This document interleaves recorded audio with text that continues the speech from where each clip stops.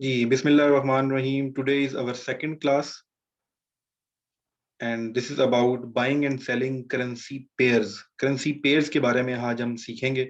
आज हम जानेंगे currency pairs किस किस तरह के होते हैं, कैसे होते हैं और इनकी ट्रेडिंग। हमने लास्ट क्लास में फॉरेक्स को समझा था, फॉरेक्स की मार्केट को समझा था, ट्रांजेक्शन को समझा था, एक्सचेंज रेट के बारे में समझा था और आज हम पेयर्स के बारे में समझने की कोशिश करेंगे।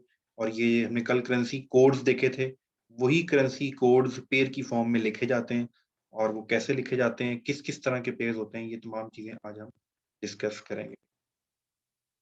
Buying and selling currency pairs, ये मैंने आपको कल भी बताया था और ये बात याद रखिएगा, करेंसी की मार्केट में जिस वक्त आप बाइंग कर रहे होते हैं तो ऑफ कोर्स आप किसी और करेंसी को सेल भी कर रहे होते हैं।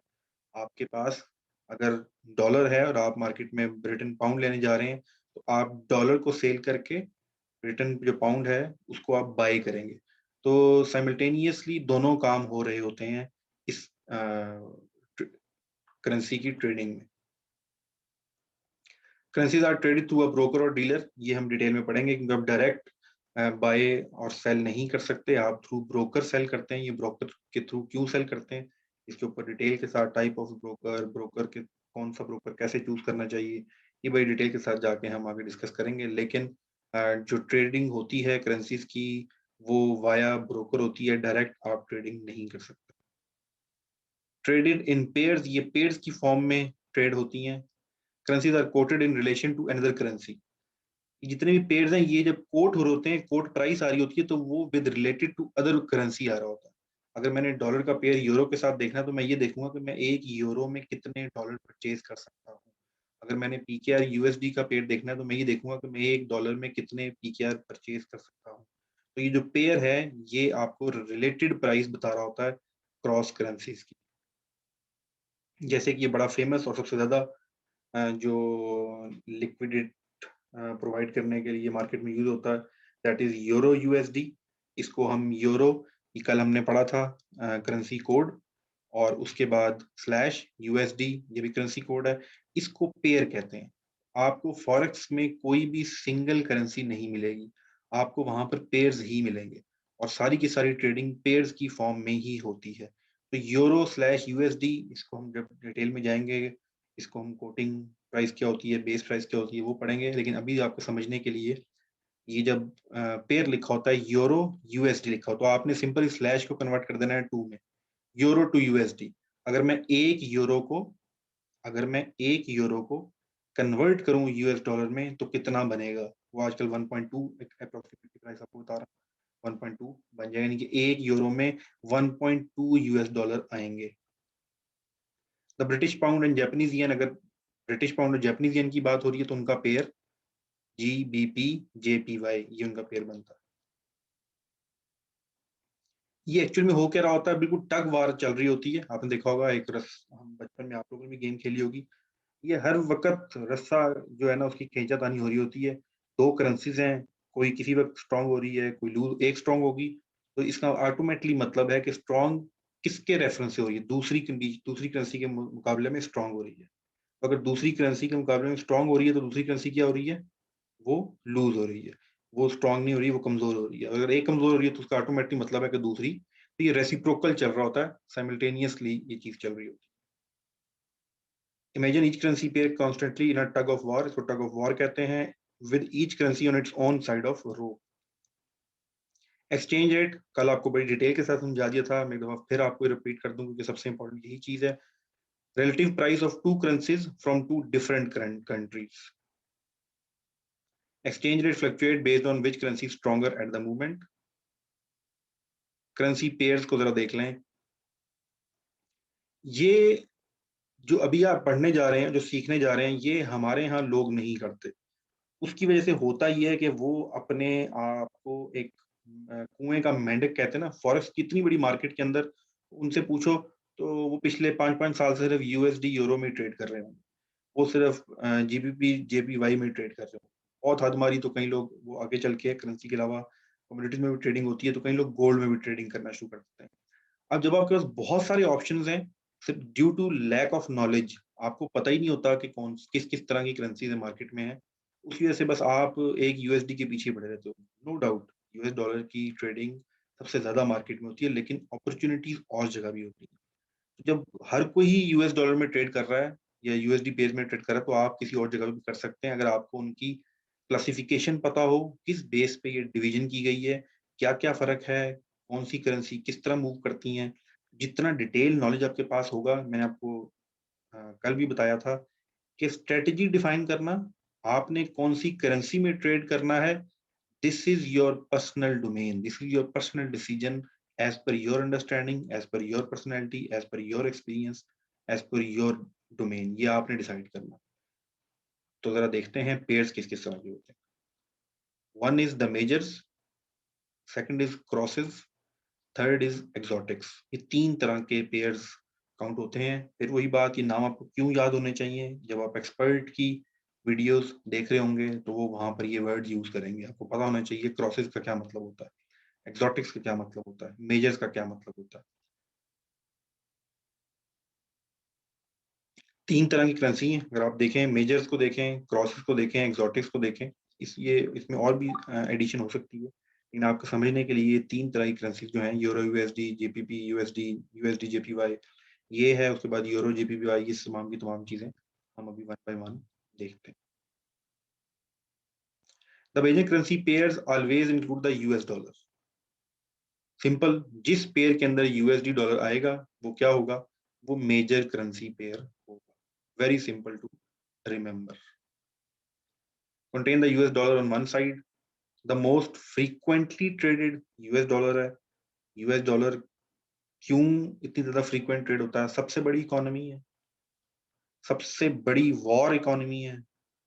उसके बाद लोग डॉलर को एज ए रिजर्व सेव करते हैं अपने पास। हम हमें पाकिस्तान में भी हमने अपना जो रिजर्व है वो हम अपना देख रहे हैं, स्टेट बैंक में डॉलर कितना रिजर्व रह गए, 13 बिलियन, 8 बिलियन। तो बड़ी बड़ी कंट्रीज ने अपने, हालांकि उनकी अपनी करेंसी पाकिस्तान रुपीज अपनी होती है जो लोकल करेंसी है, लेकिन उन्होंने रिजर्व डॉलर में रखे होते हैं। तो इसी वजह से ये बहुत ज्यादा ट्रेड हो रही है। इंटरनेशनल जो ट्रेड है वो भी डॉलर में हो रही होती है।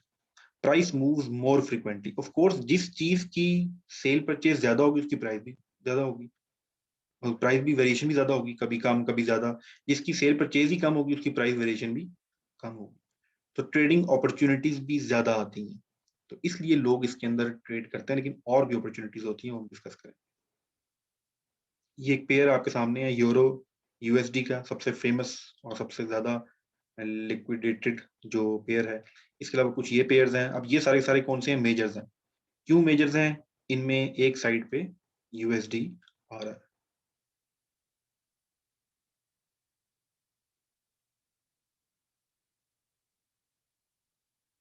नेक्स्ट, एक बहुत मेजर कॉन्सेप्ट, आपके सामने कुछ पिक्चर्स आ रही हैं। मैटर की form, solid, liquid, gas, plasma. जितनी एनर्जी इंक्रीज करते जाएंगे मैटर की फॉर्म चेंज होती जाती है। नीचे डिटेल लिखी हुई है। सॉलिड में मॉलिक्यूल बहुत ज्यादा जो है अरेंज्ड एंड रेगुलर क्लोज्ड होते हैं। उसके बाद लिक्विडिटी, लिक्विड आ गया, उसके बाद गैस आ गया, प्लाज्मा आ गया। ये आपको यहाँ पढ़ाने का क्या मकसद है, फॉरेक्स पढ़ रहे हैं सर जी, साइंस कहाँ से आ गई। लिक्विड, लिक्विड केस में ये लिक्विडिटी वो एलिमेंट है जो आपकी पूरी ट्रेडिंग का पिवट पॉइंट है। अगर आपको लिक्विडिटी का कॉन्सेप्ट समझ आ गया तो हम लिक्विड रेशियो भी पढ़ेंगे, उसके बाद लिक्विडिटी प्रोवाइडर भी देखेंगे, लिक्विडिटी प्रोवाइडर कौन होता है। तो लिक्विड आपने सिंपल याद रखना है, लिक्विडिटी जो ज्यादा बह सकता हो। तो लिक्विडिटी फॉरेक्स के केस में लिक्विडिटी वो होता है जिसकी ज्यादा ट्रेडिंग हो रही हो। जो चीज फिक्स हो जाएगी, सॉलिड हो जाएगी, उसकी ट्रेडिंग ही नहीं होगी। तो लिक्विडिटी का कॉन्सेप्ट हम जरा देख लेते हैं। The majors are the most liquid in the world, level of activity in the financial market. In forex, it's based on the number of active traders, buying and selling of a specific currency pairs and the volume being traded. The more frequent traded something it is the higher its liquidity. जितनी ज्यादा एक currency की trading होगी, वो जितने हाथ बदलेगी, वो जितने ट्रेडर्स के अकाउंट बदलेगी, उतना ही वो लिक्विडिटी ज्यादा होल्ड करती है, उतना ही इसको मोर लिक्विड कहते हैं। तो हायर लिक्विडिटी एक बहुत अच्छी चीज होती है। जितनी ज्यादा हायर लिक्विडिटी होगी, उतनी ही ट्रेडिंग अपॉर्चुनिटीज, उतनी ही ज्यादा ट्रेड, उतने ही प्रॉफिट के चांस और उतने ही लॉस के चांस। याद रखिएगा फॉरेक्स के अंदर अगर आपका प्रॉफिट हो रहा है तो मेरा नुकसान हो रहा है, मेरा नुकसान हो रहा है तो आपका प्रॉफिट हो रहा है। तो दोनों काम साइमल्टेनियसली हो रहे होते हैं इस इंडस्ट्री के अंदर। तो ये जितनी ज्यादा ट्रांजेक्शन हो रही होंगी, जितने ज्यादा हैंड चेंज हो रहे होंगे, उतनी ज्यादा उसकी लिक्विडिटी हो जाती है। तो लिक्विडिटी प्रोवाइडर भी देखेंगे हम आगे जाके। तो ये इंपॉर्टेंट कॉन्सेप्ट, आपने लिक्विडिटी का वर्ड बहुत ज्यादा यूज होता है फॉरेक्स में, तो आपको आज के बाद पता होना चाहिए। आप सिंपल याद रखें, लिक्विड एग्जांपल से याद रखें, जो ज्यादा फ्लो में आती हो, जमी ना हो। और गैस होगी वो तो खैर थर्ड फॉर्म है, वो हमारी फॉरेक्स में यूज नहीं होती, वो तो भाप बन के उड़ जाएगा। प्लाज्मा फिर another level of energy based जो उसकी है। तो आपने लिक्विड को माइंड में रखना है। For example more people trade the euro USD जो पेयर है, ये इसके हाई वॉल्यूम और सबसे ज्यादा लिक्विडिटी प्रोवाइड करता है मार्केट को, यूरो यूएसडी का dollar. Then the Australian dollar USD currency pair, which pair has more liquidity, ये बात तो। चलिए नेक्स्ट है the crosses, currency pairs that don't contain US dollar. याद रखें, currency pairs that don't contain the US dollars are known as cross currency pairs और simply as the crosses. जिसके अंदर यूएसडी नहीं आएगा उसको क्रॉसेस बोलते हैं। Major crosses are also known as minors. अब क्रॉसेस बहुत तरह के हो सकते हैं, दुनिया में कितनी करेंसीज हैं। तो जो मेजर होती हैं, जिनको हम जो स्पेसिफिकली मैं आपको दिखाता हूँ अभी, उनको माइनर्स भी कई लोग बोलते हैं। क्रॉसेस और माइनर समटाइम एक ही वर्ड यूज हो रहा होता है। ये भी लिक्विडिटी प्रोवाइड करते हैं काफी हद तक, लेकिन मेजर से कम होती है। बस ये याद रखिए कि जिनके साथ यूएस डॉलर आ रहा होता है उससे कम लिक्विडिटी होती है। The most actively trading cross are derive from the three major non USD currencies. और तीन ऐसी करेंसीज हैं यूएस डॉलर के बाद जिनके साथ जो क्रॉसेस बनते हैं, यूरो के साथ, जेपीवाई के साथ और पाउंड के साथ। अच्छा, यहाँ पर आपने चीज देखनी है, ये जब यूरो की बात हो रही है तो ये इकोनॉमी की बात हो रही है, ये यूरोप की इकोनॉमी की बात हो रही है, उन कंट्रीज की बात हो रही है जहां पर यूरो यूज होता है। जब जेपीवाई यूज हो रहा है तो जापान की बात हो रही है, जापान के साथ साथ जो उसके इर्द और कंट्रीज हैं उनकी बात हो रही है। इसी तरह जब जीपीबी की बात हो रही है, ग्रेट ब्रिटेन पाउंड की बात हो रही है, तो ये यूके की बात हो रही है, यूनाइटेड किंगडम की बात हो रही है। तो ये पूरी इकोनॉमी और ये नंबर ऑफ इकोनॉमी जहाँ यूरो है, यूएस डॉलर के बाद यूरो क्यों बढ़ा है, क्योंकि वो नंबर ऑफ कंट्रीज को रिप्रेजेंट कर रहा होता है। यूरो पूरे यूरोप के अंदर यूज होता है। तो ये यूरो क्रॉसेस हैं, यूरो के साथ कोई भी करेंसी आएगी उसको यूरो क्रॉसेस बोलते हैं। ये जेपीवाई क्रॉसेस हैं, इनके अपने अपने नाम भी हैं, एंड पे निकनेम भी दिए हुए हैं। ये जीबीपी क्रॉसेस है। अदर क्रॉसेस, अब अदर क्रॉसेस के अंदर क्या है कि वो तीन करेंसीज नहीं है। इस तरह ऑस्ट्रेलियन डॉलर है कैनेडियन डॉलर के साथ, ये भी क्रॉस है, ये मेजर नहीं है लेकिन क्रॉस है। न्यूजीलैंड जो है वो सीएचएफ के साथ है, न्यूजीलैंड कैनेडियन डॉलर के साथ है। इन सारों को क्रॉसेस ही कहते हैं। ये जितनी भी आपको भी नजर आई है करेंसीज, ये आपकी सारी अगर यहाँ तक देखें तो कोई करेंसी आपके लिए नई नहीं है। Switzerland, eurozone, United kingdom, New Zealand, Sweden, यहाँ पर आपके पास पीछे यूएस डॉलर था, उसके बाद Japan, Canada, Australia, New Zealand. Others में भी आ जाएं तो ज्यादा famous currencies euro, great Britain pound और जेपीवाई के अलावा भी जो हैं ऑस्ट्रेलियन, कैनेडियन, न्यूजीलैंड, ये भी नॉन करेंसीज हैं सारी की सारी। उसके बाद आता है एक्सोटिक करेंसी पेयर्स। ये क्या है? एक्सोटिक का मतलब अजनबी भी होता है। No exotic are not exotic belly dancers who happen to be twins. ये दुनिया में एक अजनबियत और एक बहुत बड़ा शौक है पैसे वाले लोगों का, बेली डांस देखना। तो आपने सुना होगा ट्विन्स का बेली डांस इज अ महंगा तरीन शौक ऑफ दुनिया। ठीक है, तो ये यहाँ पर एग्जांपल इसलिए कोट की जाती है एक्सोटिक करेंसीज के, क्योंकि एक्सोटिक पेयर्स, अब आप वो पेयर्स देखने जा रहे हैं जो एक्सोटिक्स हैं। तो ये एक्सोटिक पेयर्स के नाम से दुनिया पे राज किया है दो जुड़वा बहनों ने बेली डांस की इंडस्ट्री में। तो जब आप एक्सोटिक पेयर इंटरनेट पे लिखेंगे तो आपके सामने कुछ और आ जाएगा समटाइम। तो ये उसी एग्जाम्पल को लेके कोट किया जाता है कि ये वो एक्सोटिक पेयर नहीं है, ये करेंसी का एक्सोटिक पेयर है। इसमें क्या होता है, exotic currency pairs are made up of one major currency. मैं आपको बार बार बता रहा था ना कि टर्म्स कितनी मैटर करती हैं। फॉरेक्स के लिहाज से एक्सोटिक पेयर्स का और मतलब है, वैसे इंटरनेट पे एक्सोटिक पेयर्स का और मतलब है। एक्सोटिक पेयर्स एक बहुत फेमस हुआ था बेली डांस का, ये वो एक्सोटिक पेयर, लेकिन हम एक्सोटिक पेयर पढ़ रहे हैं with reference to currency. Exotic currency pairs are made up of one major currency. One major currency होगी paired with the currency of an emerging economy. ऐसी इकोनॉमी जो अभी तक तो मंजर यहाँ पे ज्यादा नहीं लेकिन अब एमर्जिंग है, तो अब लोग उनके अंदर इन्वेस्ट करने जा रहे हैं, अब लोग उनको स्टडी करते हैं, लोगों का ट्रस्ट डेवलप हो रहा है कि आने वाले वक्त में इन कंट्रीज की करेंसी बेहतर तौर पे परफॉर्म कर सकती है। तो उनको एक्सोटिक करेंसी कहते हैं, जो आज से पहले अजनबी थी, लेकिन अब आहिस्ता आहिस्ता लोग उनके बारे में जानना शुरू हो रहे हैं, तो उनको एक्सोटिक करेंसी पेयर्स कहते हैं, जिसके अंदर चाइना है, इंडिया है, ब्राजील, मेक्सिको, चिली, तुर्की और हंगरी, बाकी कंट्रीज भी इसमें ऐड हो रहे हैं आहिस्ता आहिस्ता। Due to overall lower degree of liquidity, अब ये क्या है, अब इंडिया की जो करेंसी है या हंगरी की जो करेंसी है, तुर्की की करेंसी है, वो आप उसको देखें दुनिया के पर्सपेक्टिव से, तो वो इतनी ज्यादा ट्रेड नहीं होती जितनी ट्रेड यूरो की, जेपीवाई की, जेबीपी की, उनकी होती है, यूएसडी की। उस तरफ से इनकी ट्रेड कुछ भी, तो ये क्या है, लोअर डिग्री ऑफ लिक्विडिटी। अब आपको जब ये वर्ड पढ़ रहे हैं लोअर डिग्री ऑफ लिक्विडिटी, तो आप अंडरस्टैंड कर रहे होंगे इसका मतलब क्या है, कि ये इसकी कम ट्रेडिंग होती है, सिंपल। आज के बाद जब आप लिक्विडिटी का वर्ड सुनेंगे इंटरनेट पे और फॉरेक्स के लिहाज से, तो आपको पता हो जाएगा लिक्विडिटी का क्या मतलब। Exotic currency pairs tend to be far more sensitive to economic and geopolitical events. ये जुमला भी समझ लें, ये आगे आपका फंडामेंटल एनालिसिस की बेस होगी। इसका क्या मतलब है? देखिए, करेंसी दो तरह से प्राइस चेंज करती है। नंबर वन, उसकी ट्रेडिंग इतनी ज्यादा हो रही है, लोग इतना सेल परचेज कर रहे हैं कि एकदम किसी को बहुत बड़ी डिमांड आ गई, मार्केट में शॉर्टेज होगी, प्राइस ऊपर चली गई। एकदम किसी ने मार्केट में इतनी ज्यादा सेलिंग कर दी, मार्केट में एक्सेस हो गया, उसकी प्राइस गिर गई। ये तो बाइंग एंड सेलिंग से फर्क पड़ रहा होता है। अब जिस करेंसी में लिक्विडिटी है ही लो, उसकी बाय एंड सेलिंग ही कम हो रही है।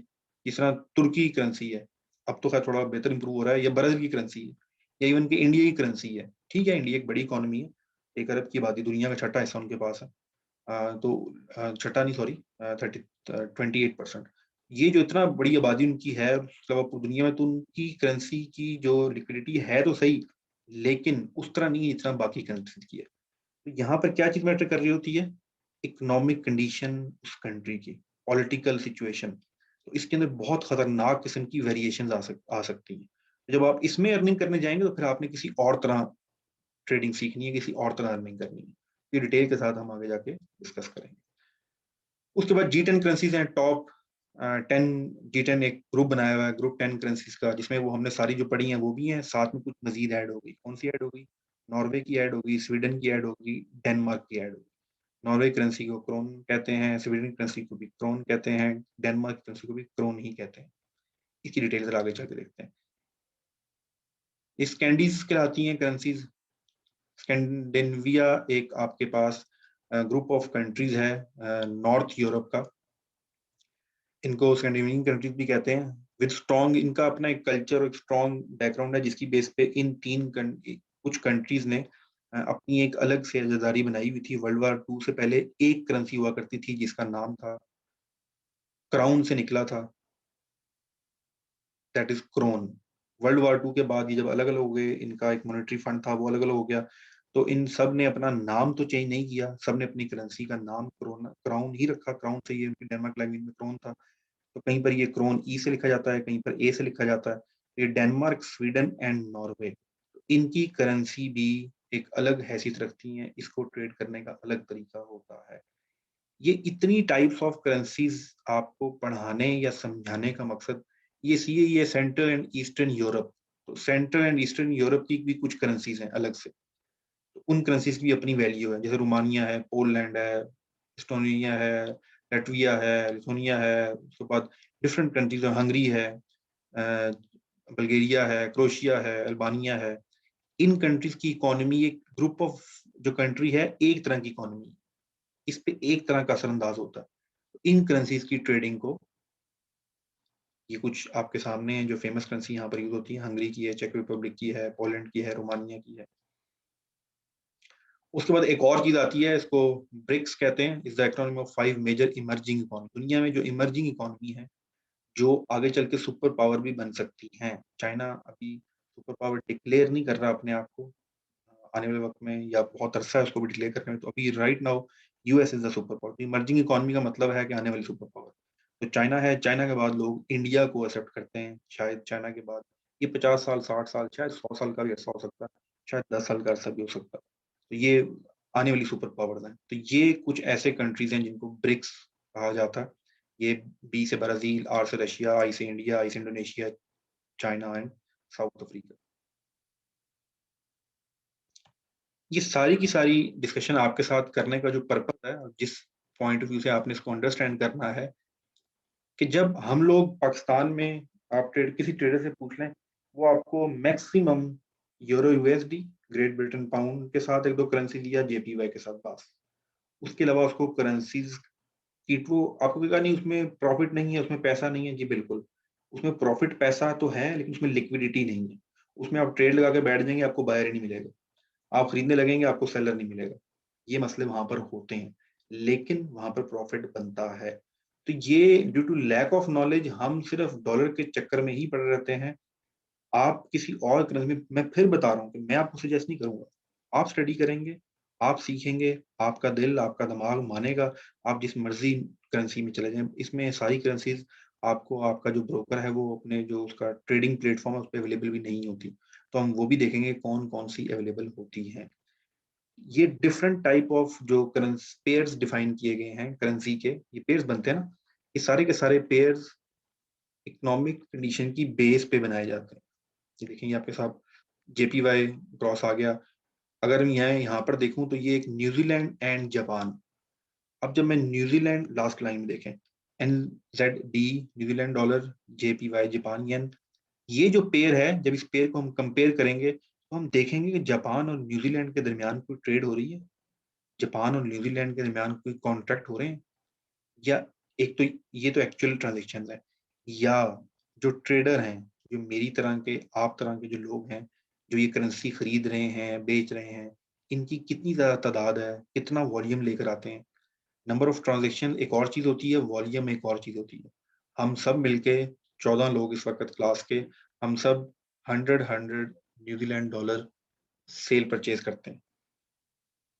ये नंबर ऑफ ऑर्डर्स कितने हो गए? 14, और 14 ज़रबे 100, ये 1400 हो गया। ये टोटल वॉल्यूम कितना हो गया? 1400। हम लोग 14 ही हैं, लेकिन हम में से सिर्फ 6 लोग हजार हजार न्यूजीलैंड डॉलर को कन्वर्ट करते हैं। अब वॉल्यूम कहाँ चला गया? 36,000। ये वॉल्यूम इस तरह काउंट होता है, इसकी बड़ी इंपॉर्टेंस है। ये भी जाके हम डिस्कस करेंगे। तो आपने नंबर ऑफ ट्रेड्स और वॉल्यूम भी देखना होता है डिफरेंट करेंसीज का। तो इस लेक्चर को आप लोग, ये सिर्फ आपकी नॉलेज एक्सपेंड और आपका एक्सपोजर बढ़ाने के लिए था कि forex is not about US dollar, great Britain pound और यूरो। फॉरेक्स इससे बहुत बड़ी इंडस्ट्री। इसके बाद हम कमोडिटी की तरफ भी जाएंगे at the end of this session. यहाँ तक आपने ये जितने मैंने आपको पेज बताए हैं, आपको क्या क्या चीजें, हम समरी देखते हैं एंड पे।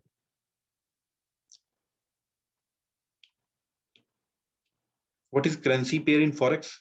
नंबर 1, ये चीज आपको पता होनी चाहिए। What are the major currency pairs? ये चीज आपको पता होनी चाहिए। What are the currency crosses? ये पता होना चाहिए। How many currency pairs exist पूरी दुनिया में? कल मैंने आपको 132 बताया था, वो किसी और रेफरेंस से था। टोटल 180 के करीब करेंसीज हैं। लेकिन जिस वक्त आप उस पे आएंगे, टर्मिनल पे आएंगे, ट्रेडिंग करने आएंगे, जब आपका ब्रोकर आपको देगा, तो वो आपको बहुत लिमिटेड ऑप्शंस देता है। डिफरेंट ब्रोकर्स डिफरेंट करेंसीज आपको अलाउ नहीं करते। मेजर करेंसी हर कोई देता है, क्रॉसेस भी हर कोई देता है। एक्सोटिक के केस में डिफरेंट चीजें होती हैं। रीजन क्या है कि उसके केस में लिक्विडिटी आपको मिलेगी ही नहीं। अगर आप इंडियन करेंसी या बल्गेरियन करेंसी ट्रेड करने बैठ जाएं, तो पूरी दुनिया में बहुत कम लोग होंगे। तो ये लिक्विडिटी कैसे क्रिएट की जाती है, ये भी हम देखेंगे। ये कल डिसेंट्रलाइज हमने कॉन्सेप्ट पढ़ा था। तो ओके, आज का सेशन यहीं तक था। ये सिर्फ आपको एक हल्का फुल्का इंट्रोडक्शन, अभी हम डिटेल में कैसे ट्रेडिंग करनी है, ये सारी चीज़ें सीखेंगे। ये वीडियो आपकी अपलोड हो जाएगी आपके LMS में। जो लोग बाद में आए हैं, आई रिक्वेस्ट कि आप LMS पे रजिस्टर्ड हों, वहाँ पर ये वीडियो लेक्चर्स अपलोड भी हो जाते हैं। जो सेशन आपके साथ लाइव यहाँ पर मैं कंडक्ट करता हूँ, ये तमाम नोट्स की फॉर्म में बड़ा डिटेल टेक्स्ट की फॉर्म में आपके पोर्टल पे अपलोड हो रहे होते हैं। तो अगर आप इसको डिटेल में पढ़ना चाहें, तो आप अपना नॉलेज एनहांस कर सकते हैं। मैं आपको सजेस्ट करूंगा कि आप उनको डिटेल में पढ़ा करें। 10 मिनट की रीडिंग है। ये लेक्चर लेने के बाद आप 5 मिनट में रीड कर लेंगे। ये रीड करने से आपकी बेस बहुत अच्छी बनेगी। लेकिन ट्रेडिंग सिखाना 15 मिनट की गेम है। ये पोर्टल खोलो, ये बाय करो, ये सेल करो, पूरी दुनिया कर रही है। अगर आपने वही करना है तो वो बहुत आसान काम है, लेकिन उसके रिजल्ट्स एट द एंड क्या होते हैं आप सबको पता है। That is the reason you are here. इसलिए आपने इसको डिटेल के साथ सीखना है। यहाँ तक किसी का कोई सवाल है? आज का सेशन यही था, यहीं तक था। House is open for questions. आप सब लोगों के माइक ऑन है। अगर कोई चैटिंग में कोई चीज़ पूछना चाहे अभी तक के सेशन से रिलेटेड तो वो पूछ सकता है। जी, अदरवाइज़ फिर हम अपना सेशन कंक्लूड करेंगे। मोहम्मद इलियास। जी, Mohammad Ilyas, your mic is on.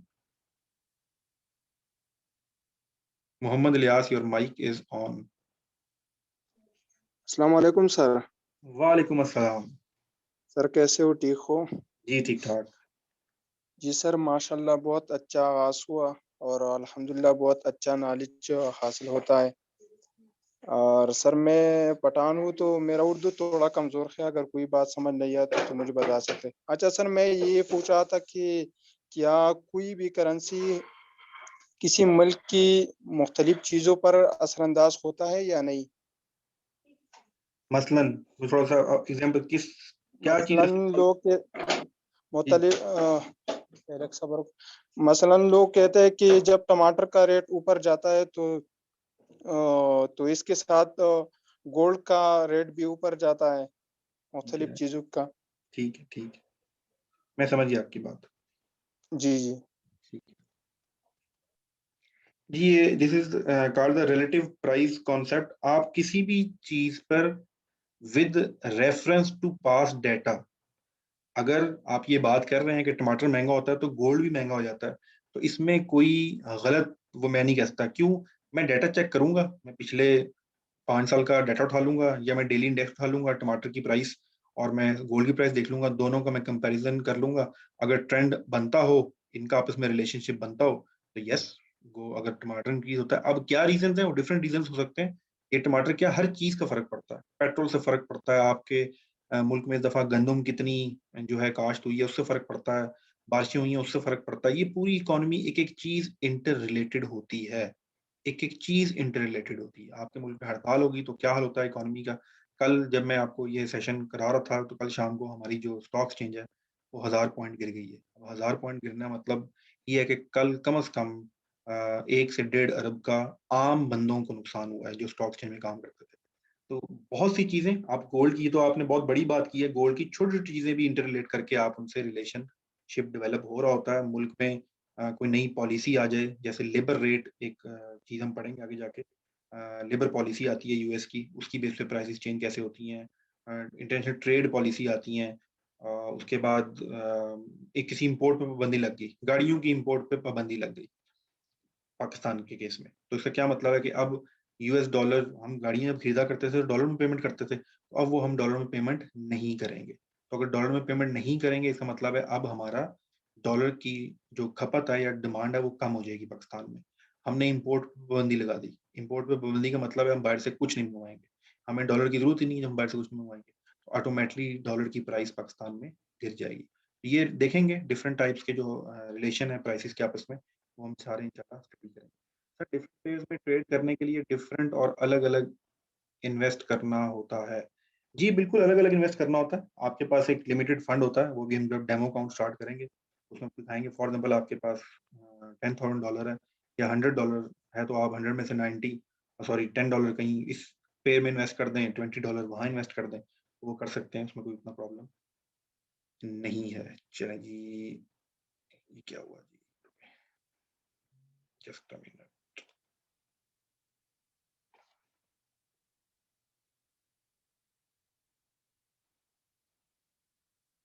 जी, सवाल है बख्तावर मुश्ताक। जी, बख्तावर मुश्ताक योर हैं voice is on. Bakhtawar Mushtaq. अस्सलाम वालेकुम सर। जी, वालेकुम अस्सलाम। सर आपने 3 कैटेगरीज बताई ना करेंसी पेयर की, जी, जी। मेजर, कोर्सेज और एग्जिस्ट, तो पाकिस्तान किस में आएगा? पाकिस्तान फॉरेक्स में ट्रेडिंग में नहीं होता। इंटरनेशनल जो ट्रेड्स हैं, उसमें काउंट नहीं होता। लेकिन वो एक्सोटिक में ही आएगा क्योंकि नई करेंसी है और ऐसी करेंसी है जो बहुत कम ट्रेड होती है, तो एक्सोटिक में ही आएगा। अजीब है ना, अजीब का मतलब कि आप इसको अजीब पाकिस्तान के रेफरेंस से देखें, हमारी तो अपनी करेंसी है ना, हमारे लिए सबसे अजीज करेंसी यही है। लेकिन दुनिया के लिए एक अजीब करेंसी है, इसको कोई ट्रेड नहीं करेगा। ठीक है। चलिए जी मोहम्मद इलियास आपका हैंड रेज़ दोबारा अच्छा चलिए हुसैन मौज़म हुसैन। जी, Mauzam Hussain last question of this session Mauzam Hussain. अस्सलाम वालेकुम सर। जी वालेकुम सलाम। सर आपने बहुत सारे मुल्कों की बहुत सारी करेंसियां बताई हैं, सर कोई ऐसा मुल्क है जो पाकिस्तान की करेंसी आगे सेल और बाय करता है? जी मैं बता देता हूँ। ये देखें, ये पीकेआर की जो करेंसी है सारी दुनिया बाय करती है। जब कोई पाकिस्तान आना चाहता है तो वो पीकेआर करेंसी बाय करता होगा। जब वो पाकिस्तान के किसी शख्स को पे करना चाहता है इंटरनेशनल मार्केट में, तो वो उस वक़्त भी पीकेआर करेंसी पे करता होगा। लेकिन नॉर्मली पाकिस्तान जो है वो आईटी की दुनिया में क्रॉस बॉर्डर ट्रांज़ैक्शन के अंदर यूएस डॉलर यूज़ करता है। वो पीकेआर यूज़ नहीं करता। आप भी जब किसी से पेमेंट लेते हैं, तो इंटरनेशनल पेमेंट लेते हैं, फाइवर के ऊपर जो लोग काम कर रहे हैं, कुछ कर रहे हैं, वो सब लोग डॉलर ही रिसीव करते हैं। और क्योंकि पाकिस्तान खुश होता है, पाकिस्तानी गवर्नमेंट खुश होती है, तो वो आपसे ये नहीं कहता कि आप पाकिस्तानी रुपए में पेमेंट लें, वो कहता है आप डॉलर में पेमेंट ले लें, हमारे पास डॉलर आ जाएगा और आपको पाकिस्तान के अंदर से ही पीकेआर में कन्वर्जन हो जाती है। दूसरी चीज़ कि हम पीकेआर की ट्रेड कर सकते हैं, नहीं कर सकते। पीकेआर की ट्रेड के लिए लिक्विडिटी होना ज़रूरी है। लिक्विडिटी का मतलब क्या है कि number of traders, number of hand exchangers ज़्यादा होने चाहिए। तो इंटरनेशनल मार्केट में पीकेआर के नहीं मिलेंगे आपको। आप लोकल लेवल पे कर सकते हैं, जाएँ और पाकिस्तान में कुछ ऐसी एक्सचेंजेस हैं जो आपको अपॉर्च्युनिटी देती हैं, लेकिन उन एक्सचेंजेस पे काम करने का फ़ायदा नहीं है, लिक्विडिटी बहुत कम है। तो इसमें दूसरी चीज़ जो है वो अलाउ भी नहीं है। आप डॉलर को जाके अगर आप एक जाएँगे पाकिस्तान में किसी उसके पास, एक्सचेंजर के पास, अगर आप उससे $5000 लेंगे तो वो आपको ज़रा कन्ना-खीर देखेगा। आप उससे दोबारा $5000 माँगेंगे तो वो थोड़ा परेशान हो जाएगा। अगले $5000 पे कॉल जाएगी एफआईए को, एक बंदा आता है और मुझसे कैश में डॉलर खरीद-खरीद के लेके जाता है। ये थोड़ा-सा ट्रिकी हो जाता है। इसकी अवेलेबिलिटी नहीं है पीकेआर पेयर की पोर्टल्स के ऊपर, पैनल्स के ऊपर, ब्रोकर्स के साथ। इट मीन्स कि इसकी लिक्विडिटी नहीं है, तो इसलिए हम इसमें ट्रेड नहीं कर सकते। तो क्या ये गवर्नमेंट पे डिपेंड होता है कि वो इंटरनेशनल लेवल की पेमेंट पीकेआर में ले या जी बिल्कुल, ये गवर्नमेंट पे ही डिपेंड करता है कि वो किसमें पेमेंट ले। एक ज़माने में हम चाइना को जो कीनू दिया करते थे, वो पैम्पर के बदले दिया करते थे। जब पैम्पर नया-नया पाकिस्तान में इंट्रोड्यूस हुआ तो ये एक बड़ी ख़ास प्रोडक्ट थी। तो कुछ ट्रेडर्स ने उनको कीनू भेजा और वापसी पे पैम्पर के कार्टन उठा लिए। उनका अपना आपस का डिसीजन था। लेकिन अब चाइना से भी हमारी ट्रेड यूएस डॉलर में होती है। आप ये रूल है दुनिया का कि पेट्रोल की ट्रेड, पेट्रोल सऊदी अरब का, खरीदना पाकिस्तान में। लेकिन ये दुनिया का असूल है कि उसकी ट्रेड किसमें होगी? डॉलर में होगी। आप डॉलर के अलावा पेट्रोल की ट्रेडिंग ऑयल की ट्रेडिंग, पेट्रोल नहीं सॉरी ऑयल, ऑयल की ट्रेडिंग आप नहीं कर सकते। अगर पाकिस्तान लेना है तो वो यूएस डॉलर में पेमेंट करेगा और सऊदी अरब भी उसकी यूएस डॉलर में ही पेमेंट लेगा। ये इंटरनेशनल रूल्स हैं। तो ये रूल्स ज़ाहिर बात है बिग बॉस है दुनिया का यूएस, उसने रूल बनाए हुए हैं। तो इसी तरह ये पाकिस्तान गवर्नमेंट की अपनी पॉलिसी है और डॉलर सबको अच्छे लगते हैं, डॉलर में ही रिसीव करते हैं। पीकेआर उनको मिलता भी नहीं है इंटरनेशनल मार्केट में, उसकी अवेलेबिलिटी नहीं है। और दूसरा हमें हमारी करेंसी है, हम तो इसको दिलो-जान से चाहते हैं, दुनिया के लिए पीकेआर की कोई अहमियत नहीं है। तो मैंने आपको कुछ कंट्रीज़ के नाम बता दिए, उनमें कहीं भी का दुःख होता है, आपको भी हुआ होगा इसलिए सवाल पूछ रहे हैं।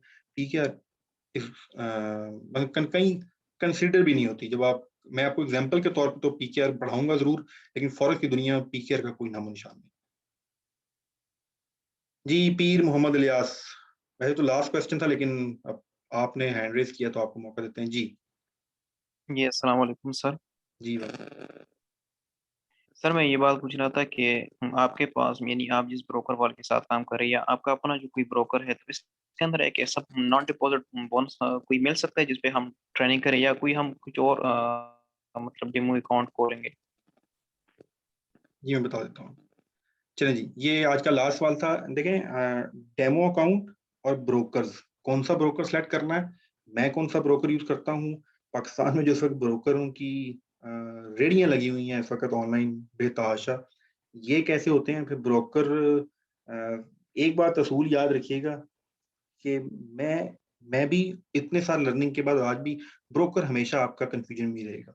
आपने मल्टीपल ब्रोकर भी यूज़ करने होते हैं, फिर कुछ आपने चीज़ें देखनी होती हैं। मैं वैसे ऑस्ट्रेलिया का एक ब्रोकर है, यूके एंड ऑस्ट्रेलिया का वो यूज़ करता हूँ। पेपरस्टोन के नाम से है, वो आपके साथ डिस्कस करेंगे। बाकी आपकी लर्निंग के लिए स्टार्ट में आप एफबीएस यूज़ कर सकते हैं, ऑक्टाफैक्ट कुछ भी यूज़ करना है।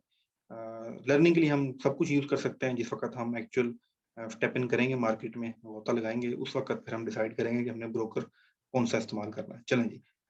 लेकिन सर पाकिस्तान की करेंसी की वैल्यू दिन-ब-दिन कम हो रही है। सर यहाँ हमें कोई नॉट डिपॉज़िट बोनस मिल सकता है। अच्छा जी, ये बोनस जो बोनस क्यों देगा आपको? बैंक में आप पैसे जमा कराना जाते हैं, ₹1000 बैंक में जमा कराएं तो वो आपको कहते हैं कि 1000 आप कराओ, 1000 मैं जेब से डालता हूँ।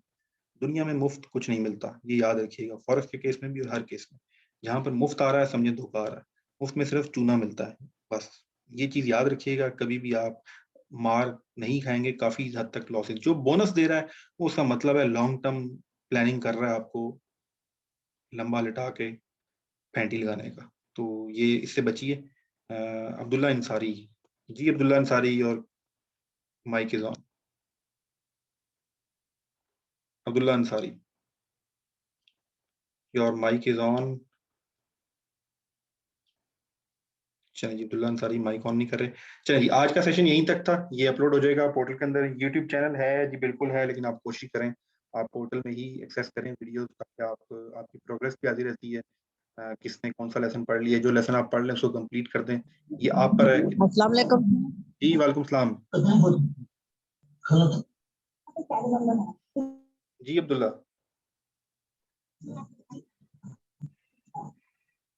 अस्सलाम वालेकुम। जी वालेकुम अस्सलाम।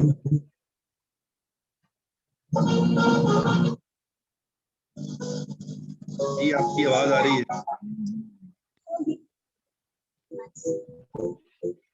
यहाँ पे अब्दुल्ला की तरफ से डिस्टॉर्शन हो रही थी। बाकी जो डिटेल पूछ रहे हैं, फी की डिटेल, या ग्रुप में पूछ लीजिएगा, तला आपको वहाँ कोऑर्डिनेट करता है, वो आपको प्रॉपर गाइड कर देगा। अभी ये कोर्स हमने बिल्कुल फ्री रखा हुआ है, जस्ट 3000 रुपीज, कुछ भी नहीं है 3000। ये इंशाल्लाह नेक्स्ट 6 मंथ्स में ये कोर्स हमारा जो प्लान है 15 to 20,000 इसकी रजिस्ट्रेशन होगी। ये एक दफ़ा फर्स्ट टाइम है, हम सिर्फ अभी चाह रहे हैं कि मैक्सिमम लोग इसको ज्वाइन करें और रिजल्ट मिलते हैं जी आपसे नेक्स्ट सेशन में। Thank you so much, Allah Hafiz.